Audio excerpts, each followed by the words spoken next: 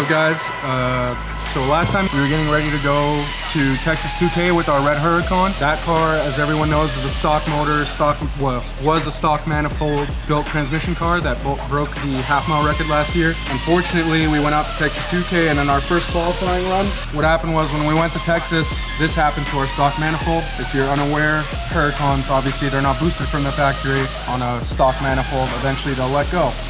So we're actually running a lot lower boost on this car than a lot of people are making the same amount of power on.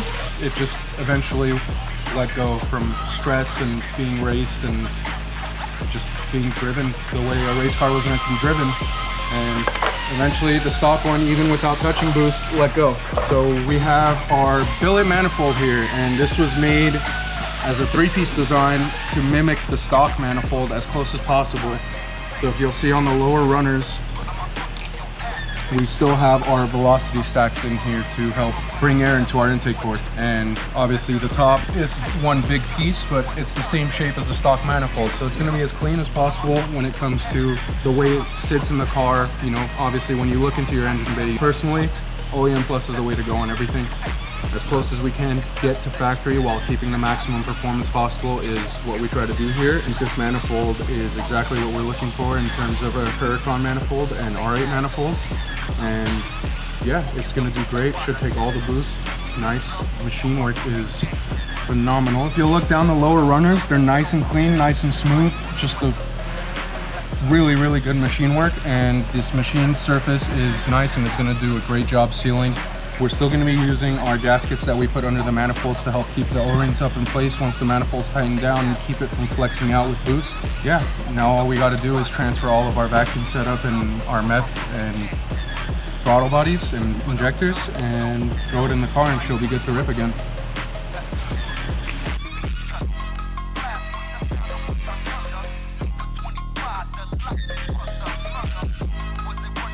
You should have built manifold here, okay?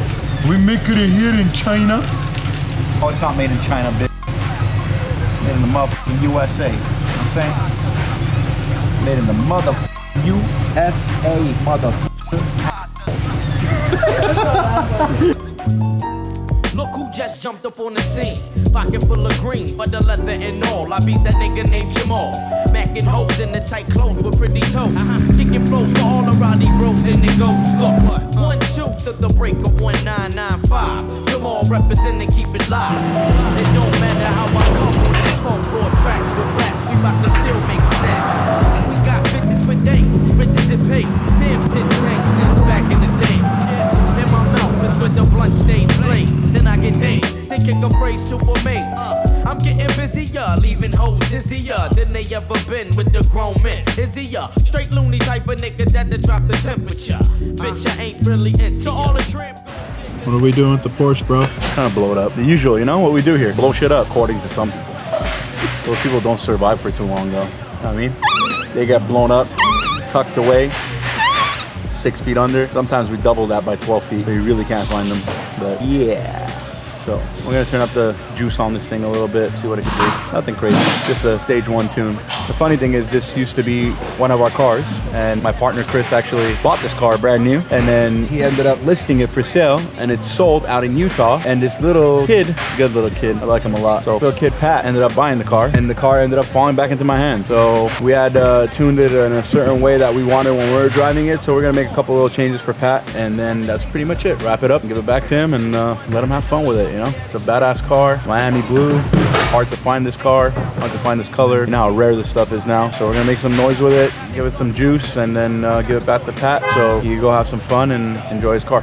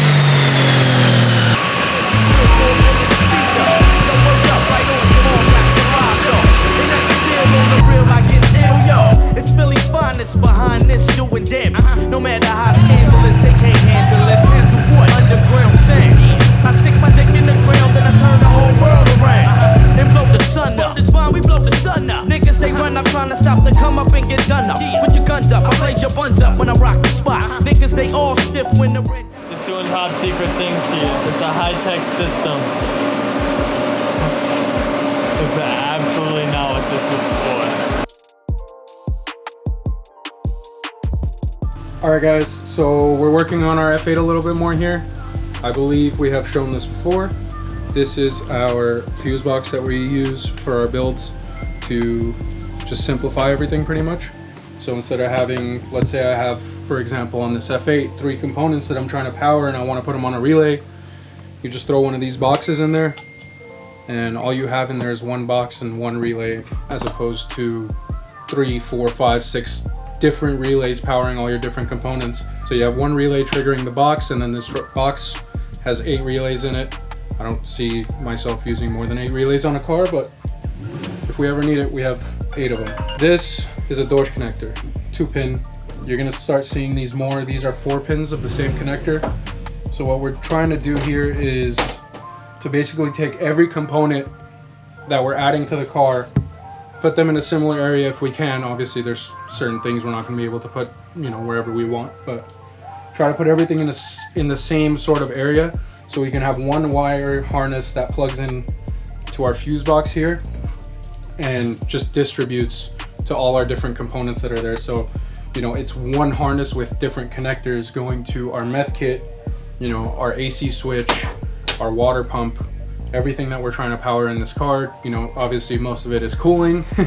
You guys are gonna notice a pattern of us trying to keep these cars running as cool as possible. Us focusing on cooling is due to multiple reasons. One of them being efficiency. The second one being we like to be able to hot lap the cars if we can. So for example, in November, October, you saw us at Shift Sector when we broke the record. We actually hot lapped our car 3 runs in a row, ran 219 back to back to back. You know, that's something we were really excited about. Something we want to bring to the rest of the builds is the ability to just drive the fucking shit out of your car. I think we're gonna achieve that with, you know, the entire formula we got going on with everything that we're putting into these cars. There should be no reason that you have to pull over and, you know, let your turbos cool down. Obviously, your engine's gonna have its limitations with its cooling and whatnot, and there's not much we can do about that, but at least you know that the turbo kit that is on your car is never going to heat up past what it's capable of running. The range within it's able to run in, it'll always stay within that range. That it makes it great for random freeway pulls. Your car's already cooled the down, you can do whatever you want. There's no dumping ice in a tank and trying to cool it down fast enough to get to your next run. It's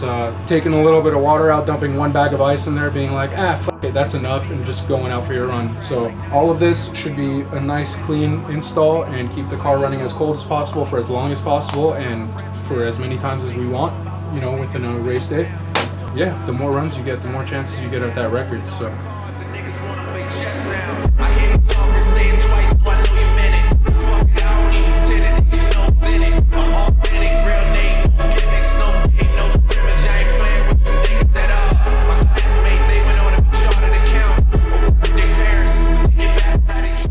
Alright guys, so today we're going to be doing coilovers on a beautiful SVJ that we have. These are KW coilovers, so they didn't come with the Olin lift system. So we had to disassemble the KW coilovers and assemble the Olin lift system that comes stock with the SVJs. They do come with Olin shocks and springs, but they're not fully adjustable. They do have rebound adjustability and dampening adjustability. A little bit more ride height adjustability as well. So the car is going to feel a little bit more stiff, or if you want to soften up the suspension, we can do that too. So we're going to be putting back the lift system, reassembling the springs, and putting it on the car. So stay tuned.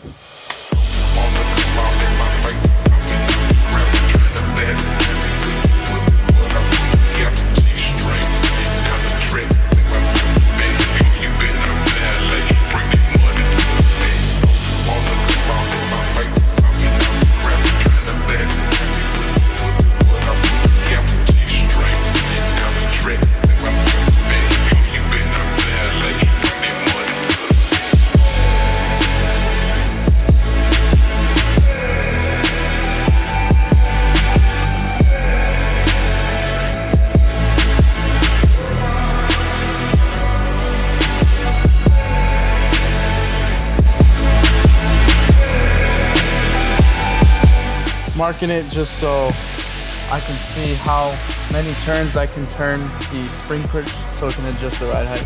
Right now we just got to do some final adjustments on the ride height, and it's pretty dead on, but I think Alex wants us to raise the rear just a little bit so it has a nice little bulldog stance. But other than that, it was pretty spot on first try. So just marking the spring perch so I can count how many turns I can go. And then from this side, we'll jump to the other side, do the same thing, and we'll see how it looks after that.